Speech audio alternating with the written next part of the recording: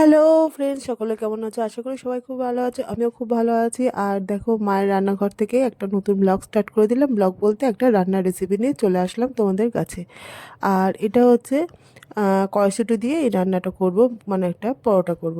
আর দেখো, কড়াইশুঁটি আর এখানে আদা আর কাঁচা লঙ্কা পেস্ট করে নিয়েছি ভালো করে।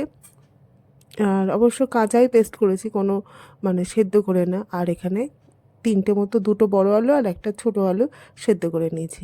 দেখো, আলুটা নিয়ে নিয়েছি গামলির মধ্যে, আর কড়াইশুঁটিটাও এর মধ্যে মিক্সার গ্রাইন্ডার থেকে নিয়ে গামলিতে নিয়ে নিয়েছি। তা এবারে এই আলুটা এই হাতার পেছনটা দিয়ে এবার এটা স্ম্যাশ করে নেবো। এবার দেখো, আলুটা আমার স্ম্যাশ করা হয়ে গেছে। আর কড়াই বসিয়ে দিয়েছি, কড়াই দিয়ে দিয়েছি বেশ খানিকটা কালো জিরে।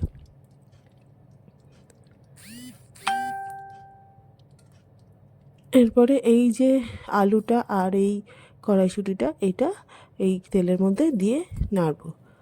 তা দেখতেই পাচ্ছ, তেলের মধ্যে দিয়ে দিয়েছি। এবারে এটা দেবো, এর মধ্যে দেবো কিছু মশলা।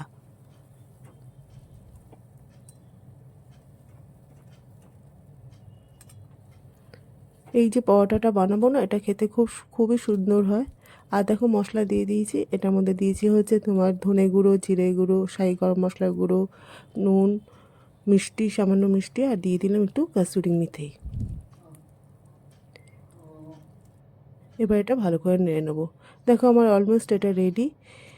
এটা নামিয়ে নিয়েছি। আর এখানে আটা আর ময়দা, পুরটা নামিয়ে পুরটা নিচে নামিয়ে নিয়েছিলাম, নিয়ে আর আটা ময়দা নিয়ে নিয়েছি।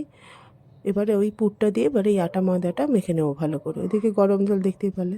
আর দেখো, আমার আটা ময়দা মাখা হয়ে গেছে। আর একটা বেলে নিয়েছি। এবারে ফ্রাই প্যান গরম হয়ে গেছে। এবারে এটা ভালো করে ভেজে নেবো। বেশ একটু তেল দিয়ে বেশ এপিট ওপিট করে লাল লাল করে ভাজতে হবে। কারণ একটু বেশ কড়া করে ভাজলে কী হয়, গরম গরম খেতে এই পরোটাটা খুবই সুস্বাদু হয়। এটা তোমরা বাচ্চাদের টিফিনেও দিতে পারো। মানে খুবই স্বাদের হয় খেতে। আমি অবশ্য একটু ধনেপাতাও দিয়েছিলাম এই মানে পুরটা নামানোর সময়। দেখো, আমার পরোটা এখানে রেডি।